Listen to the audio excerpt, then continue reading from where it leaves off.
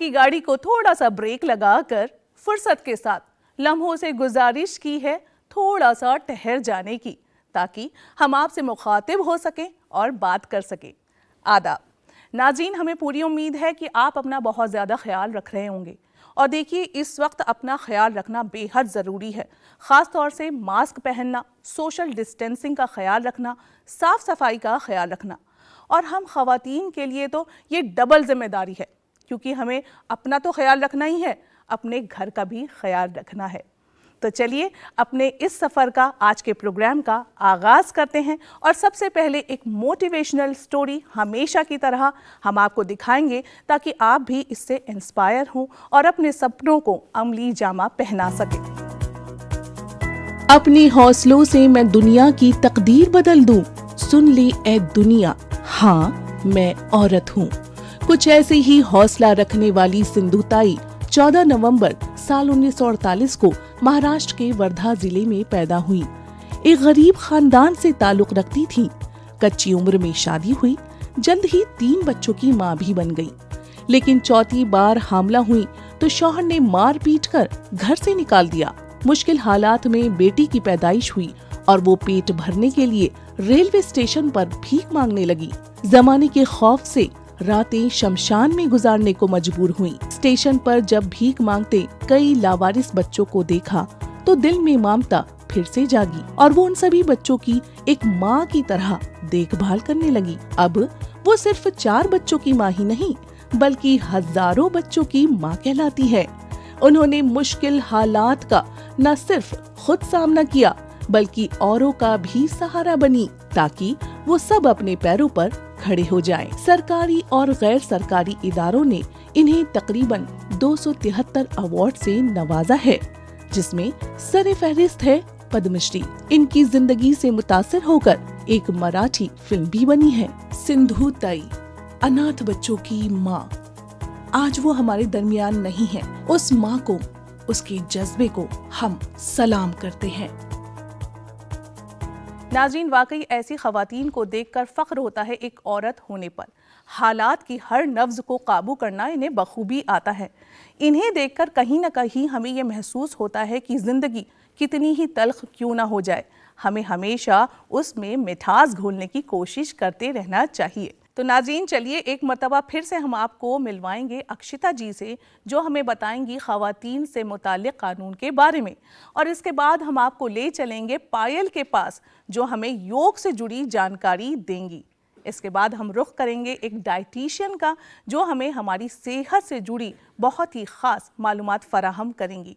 और सबसे आखिर में हमेशा की तरह रुख करेंगे आप ही के किचन का। तो चलिए शुरू करते हैं और चलते हैं स्टूडियो से बाहर और मिलते हैं इन सभी लोगों से।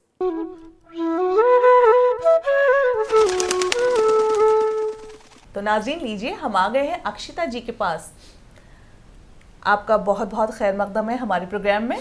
Thank you so much. क्या होता है ना, कई बार लड़कियां घर में होती हैं, उनके साथ कुछ गलत हो रहा होता है, बिल्कुल, चाहे तो वो अनमैरिड हो या मैरिड हो। जी, मान लीजिए कि अगर वो शादीशुदा है तो ससुराल में ही कुछ उसके साथ गलत हो रहा है, कोई सेक्सुअल हैरेसमेंट ही हो रहा है, घर का ही कोई फर्द कर रहा है, लेकिन वो कह नहीं पाती इस शर्म से कि कहीं मेरी शादी ना टूट जाए, या मेरे घर, मैं अपने माँ बाप को क्या कहूँगी जाके, मायके में मुझे सहारा नहीं मिलेगा, ससुराल में भी नहीं कह सकती क्योंकि ससुराल में कोई उसकी मानेगा नहीं। तो ये चीज़ हो गई। और कई मरतबा ये होता है कि लड़कियां बाहर निकल के जा रही हैं, स्कूल कॉलेज या ऑफिस कहीं मतलब जा रही हैं, तो रास्ते में उन्हें कुछ लड़के छेड़ रहे हैं, कुछ उनके साथ बदतमीजियां हो रही हैं, तो उसमें भी वो कुछ नहीं कह पाती हैं अक्सर, इसी डर से कि माँ बाप साथ देंगे, घर वाले उनके साथ होंगे या नहीं होंगे। तो ऐसे में उन्हें क्या कदम उठाने चाहिए और उनके लिए क्या मतलब कानून है? देखो, कानून के लिए फर्स्ट पॉइंट ऑफ कांटेक्ट जो है वो हमेशा रहेगी पुलिस, कि आप 100 नंबर डायल करें। अब बहुत सारी, अगर आप एक लेडी हैं और आपके साथ कुछ गलत हो रहा है, तो आपको कोई मेल पुलिस ऑफिसर असाइन नहीं होगा, फीमेल पुलिस ऑफिसर असाइन होगी। आप उनको अपने साथ जो हो रहा है बताएं। उसके बाद देखो, अगर आपने किसी के अगेंस्ट एक्शन लेना है तो आपको केस तो आगे चलाना पड़ेगा, इन्वेस्टिगेशन तो होगी। सही बात। तो अगर आप डर रहे हैं कि मेरे साथ ये हो जाएगा और वो हो जाएगा, इस डर को आपको काबू करके लड़ना है, क्योंकि आप ऐसे सोचें मैं आज ये कुछ नहीं करती इस इंसान के बारे में, ठीक है, मैं छोटी से छोटा एग्जांपल लेती हूँ, कोई बाइक वाला जा रहा है और सीटी मार के चला जाता है, मैं कुछ नहीं करती, उसको कॉन्फिडेंस मिल गया कि अच्छा ये तो मैं कर सकता हूँ, बिल्कुल। नेक्स्ट पे वो 2 सीटी मारेगा, तीसरी को छू के जाएगा। ये जो कॉन्फिडेंस होता है ये हमारे डर की वजह से ही बिल्ड होता है कि अरे ये कर क्या लेंगे, ये तो हम देख चुके हैं। First point of contact, immediately police को कॉल करो, 100 नंबर डायल करो, अपने आप को एक फीमेल ऑफिसर असाइन कराओ, उनको बोलो घर आके मेरी स्टेटमेंट ले। अगर आपको लगता है कि मैं अपने घर में अनसेफ हूँ, फीमेल ऑफिसर को वहीं बता दो कि मैं अपने घर में अनसेफ हूँ। उनको बोलो कि किसी तरह अरेंज करे कि मुझे यहाँ से लेके जाओ। वो आपको किसी एनजीओ में भी लेके जा सकती हैं, हो सकता है वो आपको जो आपकी स्टेट के विमेन कमीशन है उनके थ्रू आपको आपके घर से निकलवाए, कहीं किसी एनजीओ में, गवर्नमेंट के ही नारी शक्ति वाले घरों में डलवा दे, वहां से they will take care of you. वहां पे ऐसे नहीं होता कि आप गए, आप फंस गए और आप सिस्टम में गए। अगर आप में थोड़ी सी शक्ति एंड थोड़ा सा साहस है, आप वहीं से अपना जॉब ढूंढ के you can make your own life and we have seen it. बिल्कुल। आई नो कि परसेप्शन ये है कि एक बार पुलिस के पास गए तो फंस ही गए, बट ऐसा है नहीं। पुलिस इज, मेरे केसेस में तो मैंने देखा है कि police has been extremely helpful with women. मैंने इतना भी देखा है कि एक बार एक हस्बैंड ने एक वाइफ को कॉल किया कि मैं, तेरे को बहुत गुरूर है अपने आप पे, मैं तेरा बच्चा उठवा लूंगा। And we went to the police, हमने उनको पूरी रिकॉर्डिंग सुनाई। अगली बार वो हस्बैंड, उन्होंने एक बीट ऑफिसर डेप्यूट किया वहाँ का, कंप्लेनेंट को और बीट ऑफिसर को मिलवाया, कुछ भी हो, आपको आजू बाजू भी दिखे ये बंदा, आप इनको बता दें, इमीडिएटली कॉल करें। वो आया, वो उसके घर की सीढ़ी नहीं चढ़ पाया, उससे पहले बीट ऑफिसर ने पकड़ लिया कि सर आपकी ये ऑडियो रिकॉर्डिंग है, आपने ये थ्रेट इशू की है, मैं आपके साथ चलूंगा, आप बताओ आपने करना क्या, आप क्यों आए हो यहाँ पे। तो you have to go to the police. और जहाँ तक डर का सवाल है, मेरा तो मानना ये है कि जितने लोग जितना ज़्यादा कदम लेंगे, चाहे कितना भी डर हो, उतनी ज़्यादा ये प्रॉब्लम्स ख़त्म होंगी। बिल्कुल। जितना हम डरेंगे उतना ऐसे क्रिमिनल्स को एहसास मिलता है कि हाँ ये डर गए तो हम अगले 4 को भी डरा देंगे। बिल्कुल बिल्कुल। ये आपने बहुत अच्छी बात कही है, और मुझे भी ऐसा लगता है अक्षिता जी कि डर के आगे ही जीत है। बिल्कुल। इसलिए कि अगर हमारे साथ कुछ गलत हो रहा है, ख़वातीन जो हैं उनके साथ कुछ गलत हो रहा है, तो उन्हें सख्ती से कदम बढ़ाने की ज़रूरत है, आगे बढ़कर ख़ुद के हक़ को जानने की ज़रूरत है। लेकिन एक चीज़ और है कि अक्सर ये जो कानून हमारे लिए बनाए हैं हमारी सरकार ने, हम ख़वातीन ही कई बार, मैं सबको नहीं कहूँगी, लेकिन कई बार ऐसा होता है कि गलत फ़ायदा उठा लेती हैं। बिल्कुल। कि अगर वो मतलब मासूम नहीं मतलब हैं और दूसरे पर इल्ज़ाम लगा देती हैं, तो वहाँ मर्द भी फंस जाते हैं कई बार। ऐसा हर कोई नहीं करता, लेकिन अक्सर ऐसे केसेस देखे गए हैं। तो हम यही कहेंगे कि आप जो है अपने हक़ को और अपने कानून को पहचानें और सही का साथ दें, क्योंकि अगर आप गलत करेंगे, ऐसा कुछ मतलब इल्ज़ाम लगाएंगे, गलत इल्ज़ाम तराशी करेंगे, तो कहीं ना कहीं उन ख़वातीन को इंसाफ नहीं मिल पाएगा जो कि इसकी सही हकदार हैं। अक्षिता जी, आपका बहुत बहुत शुक्रिया, आपने सभी ख़वातीन को इतनी अहम मालूमात फराहम की, और अगली मरतबा फिर हम आपको तकलीफ़ देंगे और कुछ मालूमात हासिल करने के लिए आपसे मिलेंगे। आपका शुक्रिया। Thank you so much.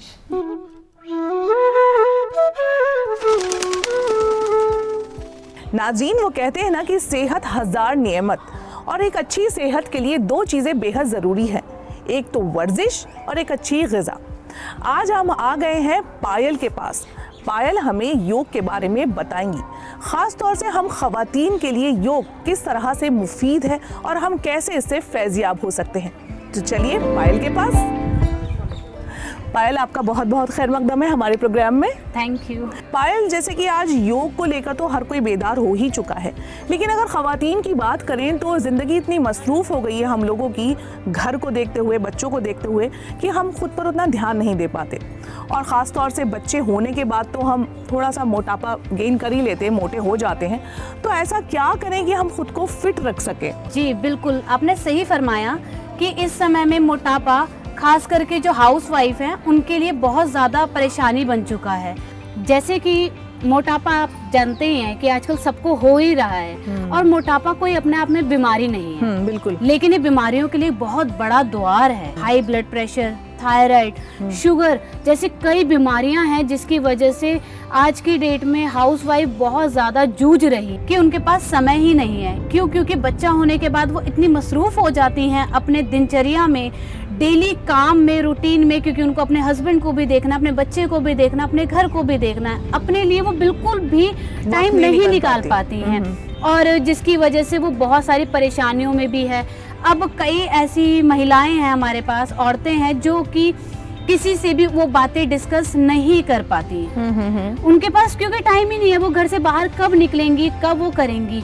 तो सबसे पहले हमें अपने लिए बेशक 10 मिनट निकाले, लेकिन 10 मिनट निकालने बहुत ज़रूरी हैं। और सबसे ज़्यादा पीसफुल माइंड होना बहुत ज़रूरी है इन सब चीज़ों के लिए। अगर आपका पीसफुल माइंड नहीं है, अगर आपने कुछ चीज़ को मोटिवेट नहीं बनाया है, तो आप किसी भी चीज़ से निजात नहीं पा सकते। सही। और आप बीमारियों में इतने घिरते जाएंगे कि आप डेली आपको डॉक्टर्स के पास जाना पड़ेगा, हेल्थ ट्रीटमेंट लेने पड़ेंगे। तो बहुत सारी चीज़ों से जूझने से अच्छा है कि हम अपने घर में रहकर कुछ योगाभ्यास करके और अपनी डाइट को सही कर हम अपने बॉडी को फिट कर सकते हैं। सबसे पहले हम लोग की जो गलती है वो ये है कि हम लोग जंक फूड बहुत खाते हैं। हाँ, बहुत खाते हैं, बहुत ज्यादा जंक फूड हम लोग खाने लग गए हैं। अंकुरित चीजें हम बिल्कुल नहीं खाते हैं, लाइक स्प्राउट्स में जैसे दालें हैं, अनाज है हमारा, हम बिल्कुल उसको अपनी डाइट में शामिल ही नहीं करते हैं। सैलेड है, उसको भी हम शामिल नहीं करते हैं, जिसकी वजह से हमारी बॉडी में गंदा फैट जमने लगता है और वो कोलेस्ट्रॉल बन जाता है। और वो जब कोलेस्ट्रॉल बढ़ता जाता है तो हमारे कितना पेन हो जाता है। अब जब हैवी वेट होगा तो हमें चलने फिरने में भी प्रॉब्लम होगी ही होगी। तो हमें पहले तो हमें जो जंक फूड है उसको अवॉइड करना है। जितना हो सकता है हमें अपना डाइट अच्छा रखना है। सैलेड, स्प्राउट्स हमें खाने हैं। खाना है पका हुआ, लेकिन वो 50% कर देना चाहिए। जूस हमारे को, सूप जरूर पीना चाहिए। ये चीज हमारे को ध्यान रखने की बहुत ज्यादा जरूरत है। पायल, आपने बिल्कुल सही फरमाया। ये बात बिल्कुल सही है कि हम लोग जो है सोचते रह जाते हैं कि हमें वर्जिश करनी चाहिए और कहीं ना कहीं फिर हम कर ही नहीं पाते। लेकिन नाज़रीन, इस चीज़ के लिए भी वक्त निकालना बेहद ज़रूरी है। अच्छा पायल जी, आपने हमें काफ़ी चीज़ें बता दी हैं, तो क्यों ना आप जो आपने बताया है वो आप हमें करके भी दिखा दें। योग के ज़रिए कुछ आसन बताएं, ख़ास तौर से मोटापे के लिए और बैक पेन के लिए। जी बिल्कुल। देखिए, हमारे को टाइम निकालना सबसे ज़्यादा ज़रूरी है। योगाभ्यास के साथ साथ हमारे को अपनी डाइट मेन हमारे को बहुत ज़्यादा ध्यान रखने वाली चीज़ है, क्योंकि जैसा खान पान होगा वैसा ही हमारा शरीर भी होगा। अगर हमारा खान पान अच्छा होगा तो हमारा शरीर अपने आप ही अच्छा हो जाएगा। तो चलिए हम कुछ एक्सरसाइज देखते हैं कि किस तरीके से हम अपने मोटापे को और बैक पेन को ठीक कर सकते हैं कुछ योगाभ्यास के द्वारा। जैसे कि नाज़रीन, अभी हमने बात करी मोटापे और बैक पेन के लिए, तो मैं आप लोगों को बहुत सिंपल ऐसी एक्सरसाइज बताऊंगी जो आपके मोटापे से तो आपको निजात देगी ही देगी, साथ ही साथ आपके बैक पेन को भी रिलीफ करेगी। तो सबसे पहले हम करेंगे ताड़ आसन। इस आसन को करने से हमारे पूरे शरीर की मांसपेशियां खिंच जाती हैं, साथ ही साथ रीढ़ की हड्डी में जो हमारी स्पाइन है उसमें भी रिलैक्स होता है। तो इसको करने के लिए हम सबसे पहले अपने हाथों को इंटरलॉक करेंगे और धीरे धीरे हम अपने हाथों को ऊपर की ओर लेके जाएंगे। हाथों को ऊपर खींचेंगे, कानों से हमारे हाथ चिपके होने चाहिए। अब धीरे धीरे अपनी एड़ी को आप उठाते जाएंगे। सारा खिंचाव आपकी स्पाइन पे आएगा। होल्ड करेंगे, नॉर्मल ब्रीदिंग। अब हम अपने पंजों को रिलैक्स करेंगे,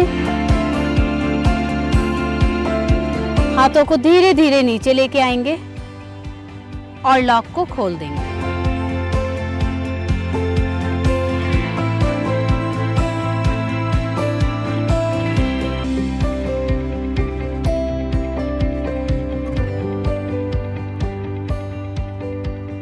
अभ्यास को हमें 1 से 2 बार करना है।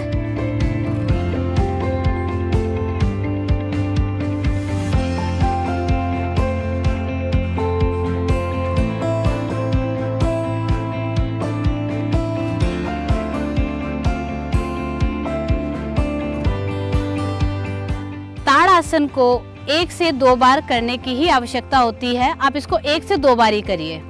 अब हम करेंगे दूसरा योगाभ्यास। हम करेंगे भुजंग आसन। ये हमारे बैक पेन के लिए बहुत ही अच्छा आसन है। जब हम अपने बैक को बेंड करते हैं तो हमारी बैक रिलैक्स होती है और रिलैक्स होने की वजह से हमारी कमर में बहुत आराम आता है। साथ ही साथ जो हमारा फ्रंट है, हमारी जो अपर बॉडी है, जो हमारी फ्रंट साइड है, ये भी स्ट्रेच होता है। तो जो हमारे मोटापे के लिए ये बहुत ही अच्छा आसन है। तो आइए देखते हैं कैसे इसको किया जाता है। सबसे पहले हम उल्टा लेटेंगे, अपने हाथों को चेस्ट के साइड में रखेंगे और धीरे से अपने बॉडी को आगे से उठाएंगे। कोहनियां आपकी बॉडी से टच होनी चाहिए और जो पैर है पीछे से वो मिले होने चाहिए। और ऊपर की तरफ।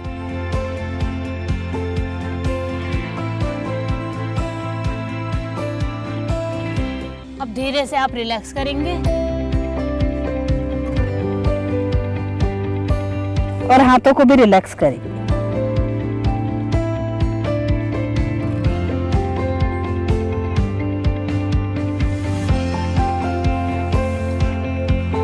हम तीसरा जो योगाभ्यास है वो हम करेंगे शशांक आसन। शशांक आसन में इसी के साथ जाएंगे, पैरों को थोड़ा सा खोलेंगे आगे से और ऐसे आगे की तरफ बेंड होना है। जो हिप है वो आपका पीछे की तरफ आपको पूरा बैठना है और आगे की तरफ अपनी बॉडी को खींचेंगे।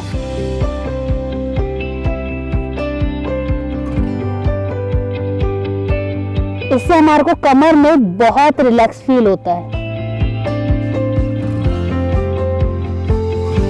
आराम से बैठेंगे। इन आसनों को हमारे को 2 से 3 बार करना चाहिए। हम अपने निजी जिंदगी में जब हम लोग थोड़ा सा अपने लिए टाइम निकाले तो 10 मिनट में हम इन 3 आसनों को कर सकते हैं, जिससे कि हमारे को कहीं जाने की भी ज़रूरत नहीं है और हमारे को बैक में तो रिलैक्स मिलता ही है, साथ ही साथ हमारे मोटापे में भी ये हेल्प करते हैं। तो इससे हम काफ़ी हद तक निजात पा सकते हैं। तो नाज़रीन, पायल ने हमें ये अहम योगासन करके दिखाए हैं। जैसा कि हमने आपसे पहले भी कहा कि आपको अपने लिए थोड़ा सा वक्त ज़रूर निकालना है। आप भी अगर बैक पेन से और मोटापे से जूझ रहे हैं तो ये योगासन ज़रूर कीजिए। तो नाज़रीन, अगली मर्तबा फिर किसी परेशानी के साथ और उसके हल के साथ हम आपके सामने हाजिर होंगे। योग के जरिए उस परेशानी का हल करेंगे। तो चलिए अब चलते हैं अपने अगले सेगमेंट की तरफ।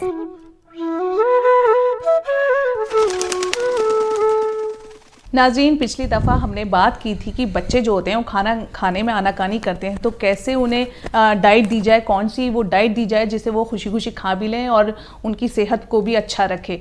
आज हम फिर से रितिका जी, जो कि एक डाइटिशियन है, उनके पास आ पहुँचे हैं और आज हमारी परेशानी है बुज़ुर्ग। अक्सर ये कहा जाता है कि एक स्टेज पर आके बच्चा और बूढ़ा एक समान हो जाता है। बुज़ुर्ग होते हैं घर में, उन्हें मतलब दवाइयाँ वगैरह भी चल रही होती है, कभी कोई बीमारी, लेकिन उन्हें खाना जो है उन्हें चाहिए होता है कि नहीं हम ये भी खा लें वो भी खा लें, लेकिन वो रिस्ट्रिक्टेड हो जाते हैं कहीं ना कहीं। और अगर हम उन्हें वो खाना नहीं देते तो जो घर की ख़वातीन है उन्हें वो अक्सर परेशान भी करते हैं कि भाई तुम सब तो ये खा रहे हो अच्छे से और मुझे दिया नहीं, परेशान करते हैं। तो उन्हें क्या दिया जाए जिससे कि उनकी जो टेस्ट बर्ड्स हैं वो भी सेटिस्फाइड हो जाएं और उनकी सेहत भी सही रहे। सो ये जो जीरियाट्रिक पॉपुलेशन है ये ऑफ कोर्स एक बहुत इंपॉर्टेंट फेज़ ऑफ लाइफ है और आजकल ये देखा गया है कि जैसे ही रिटायरमेंट एज होती है या वो घर बैठ जाते हैं तो उनकी जो सडनली हेल्थ डिटोरेट बहुत जल्दी हो जाती है। और इसका एकमात्र कारण ये है कि एक तो एक्सरसाइज या एक्टिविटी लेवल बिल्कुल से कम हो जाती है, वो घर पे रिस्ट्रिक्ट हो जाते हैं और एट द सेम टाइम जो उनकी डाइटरी हैबिट्स है जो आप इतने दिनों से खा रहे थे उनमें सडनली बहुत चेंज आ जाता है। तो हमें 2 चीज़ का ध्यान रखना है। एक कि हमें एक हेल्दी बैलेंस्ड खाना देना है। इस एज में ऑफ कोर्स जो आप क्वांटिटी ऑफ फूड ले रहे हैं वो ज़रूर कम हो जाएगी, लेकिन आपको क्वालिटी ऑफ फूड में ज़रूर ध्यान देना है। सबसे इम्पॉर्टेंट है प्रोटीन, जो कि आमतौर पे देखा गया है कि जैसे ही कोई इंसान बूढ़ा हो जाता है या घर में भी सब कहने लगते हैं कि दालें मत लीजिए, बहुत हैवी है, या आप प्रोटीन कम कर लीजिए क्योंकि आपकी किडनी खराब हो जाएगी, तो ये बिल्कुल गलत है। आपको क्वांटिटी में कम लेना है बट लेना ज़रूर है। तो कोशिश करिए, आप दालें हैं, दूध है, दही है, अंडा है, अगर आप नॉनवेज खाते हैं तो नॉनवेज ज़रूर लेते रहिए, लेकिन क्वांटिटी को कम कर दीजिए। सिमिलरली इस एज में हमने देखा है जो दूसरी बहुत इंपॉर्टेंट प्रॉब्लम है वो है कॉन्स्टिपेशन या कब्जी जी की। बिल्कुल, क्योंकि अगेन मूवमेंट नहीं है, खाना क्वांटिटी कम खा रहे हैं, तो इस वजह से इनको ये दिक्कत बहुत होती है। तो इसके लिए भी बहुत ज़रूरी है दो चीज़ों का, एक तो घर खाने में रेशा जिसे हम फाइबर कहते हैं उसकी मात्रा ज़्यादा हो, तो खूब सारे फल सब्जियां इसे आप खा सकते हैं। And the other thing is generally ये पॉपुलेशन देखा गया है वो हाइड्रेशन अच्छी तरह नहीं करता है, मतलब पानी क्वांटिटी जो है वो कम लेते हैं। तो ये बहुत ज़रूरी है कि बुढ़ापे में आप एडिक्वेट फ्लूइड लें। ऑफ कोर्स अगर आपको कोई दिक्कत है, जैसे कोई लिवर की प्रॉब्लम है, किडनी की प्रॉब्लम है और आपके डॉक्टर ने मना किया है, वो अलग चीज़ है। लेकिन अगर आप एक हेल्दी एडल्ट जीरियाट्रिक पॉपुलेशन है तो आपको एडिक्वेटली हाइड्रेटेड रहना पड़ेगा, चाहे वो आप पानी लीजिए, नींबू पानी लीजिए, and at the same time अगर आप फाइबर एडिक्वेट लेंगे तो आपको कोई दिक्कत नहीं होगी जी। और एक जो बहुत इंपॉर्टेंट बात है वो है एक्सरसाइज करते रहना, क्योंकि जो आपका हाजमा है वो पूरा जो है एक कंप्लीट विशियस साइकिल है। अगर आप एक्सरसाइज नहीं करेंगे तो भूख नहीं लगेगी, भूख नहीं लगेगी तो खाएंगे नहीं, एंड इससे आपको वेरियस तरह की बीमारियां हो सकती हैं। तो कोशिश करते रहिए जो आपका लाइफस्टाइल पहले था, चाहे उसमें थोड़ी सी मोमेंटम कम हो जाए, लेकिन वही आप एक्सरसाइज करते रहिए और उसी तरह से आप क्वांटिटी ऑफ खाना जो खा रहे थे वो खाइए, लेकिन हाँ अपने क्वालिटी ऑफ फूड पे ज़रूर ध्यान दीजिए, तो वो बहुत ज़रूरी है। अनदर थिंग जो इस जीरियाट्रिक पॉपुलेशन में हम देखते हैं कि इस टाइम पे बहुत सारी बीमारियां आ जाती हैं, जैसे डायबिटीज़ है, हाइपरटेंशन है, किसी का कोलेस्ट्रॉल बढ़ा हुआ है। अगेन रिस्ट्रिक्शंस आपको ज़रूर रखने हैं, तो जैसे हम कहते हैं नमक है, चीनी है, तेल है, इन सब की मात्रा कम लेनी है, लेकिन इसका मतलब ये नहीं है कि आप उबला हुआ खा रहे हैं या बिल्कुल फीका खाना खा रहे हैं। खाना आपका जो सबके लिए घर में बनता है वही खाना खाएंगे, लेकिन हाँ बहुत ज़्यादा मिर्च मसाला हो गया या बहुत ज़्यादा तला हुआ खाना, उसका आपको ज़रूर ध्यान रखना है, because obviously with certain age जो आपकी डाइजेशन है वो थोड़ी कमज़ोर है। तो अगर आप बहुत हैवी खाना या बहुत ज़्यादा क्वांटिटी में खाएंगे तो वो आपके डाइजेस्टिव ट्रैक को ऑब्वियसली इफेक्ट करेगा, तो उससे आपका हाजमा कमज़ोर पड़ जाएगा। जी बहुत बहुत शुक्रिया रितिका जी आपका, आपने बिल्कुल सही फरमाया। वैसे ये बात भी रितिका जी की excess of everything is bad, तो अगर हम मिकदार में कोई भी चीज़ लेंगे खाएंगे तो वो हमें नुकसान नहीं देगी। तो नाज़रीन आपने भी सुन लिया होगा कि कैसे हम अपने बुज़ुर्गों को खुश रख सकते हैं, उनके टेस्ट के अकॉर्डिंग उन्हें खाना दे सकते हैं, उनकी टेस्ट बर्ड को सेटिस्फाइड कर सकते हैं। और आपका बहुत बहुत एक बार फिर से शुक्रिया। तो नाज़रीन दीजिए मुझे और रितिका जी को इजाज़त।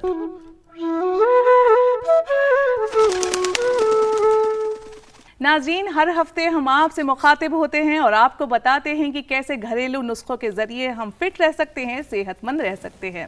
और इसके लिए हमें जानकारी देती हैं हमारी बेहद ख़ास मेहमान डॉक्टर मुज़म्मिल रहमान, जो एक मरतबा फिर हमारे साथ स्टूडियो में मौजूद हैं। डॉक्टर साहिबा, आज हम बात करेंगे जो बहुत ही नॉर्मल सी चीज़ है, हर किचन में मौजूद होती है मसालों में और बहुत ही फ़ायदेमंद भी होती है, दालचीनी और इलायची की। बताइए इसके क्या फ़ायदे हैं हमारे नाज़रीन को। दालचीनी और इलायची का नाम अक्सर साथ साथ ही आ जाता है, क्योंकि दोनों को मिला के ही काफ़ी सारे फ़ायदे इकट्ठे ही हमें मिल जाते हैं। अलग अलग भी इनके फ़ायदे हैं और कॉम्बिनेशन में भी। अभी हम कॉम्बिनेशन के बारे में अगर बात करें, पहले हम दालचीनी की बात करें। वो जो दालचीनी की खुशबू है उसके अलावा भी इसके बहुत सारे फ़ायदे हैं। आपको पता मोशन सिकनेस एक चीज़ होती है कि हम सफ़र कर रहे होते हैं, अगर हम ट्रैवल कर रहे होते हैं तो वॉमिटिंग सा फील होता है, नॉजेटिंग सा फील होता है। दालचीनी का अगर हम उसमें इस्तेमाल करें, रास्ते में खा ले या खा के चले जाएं, इलायची को मुंह में डाल के जाएं तो उससे काफ़ी उसको रिलीफ मिलेगा। या इसको कॉम्बिनेशन करें और चीज़ों के साथ, दालचीनी, इलायची, अदरक, इनकी एक चाय बना लें, इनको पका लें तो हमारा गला बिल्कुल सूदिंग एक इफ़ेक्ट होता है इसका। आपको मैं बता दूं, एक बहुत मशहूर चीज़ है, आपने वो देखा होगा हमारे नॉर्थ इंडिया में, खासतौर पर कश्मीर के डिवीजन में कहवा एक चीज़ होती है। जी, सुना होगा आपने, काफ़ी सुना है, क्योंकि वो एक पहाड़ी इलाका है, अपर रेस्पिरेटरी इन्फेक्शन ज़्यादा रहते हैं वहाँ पे।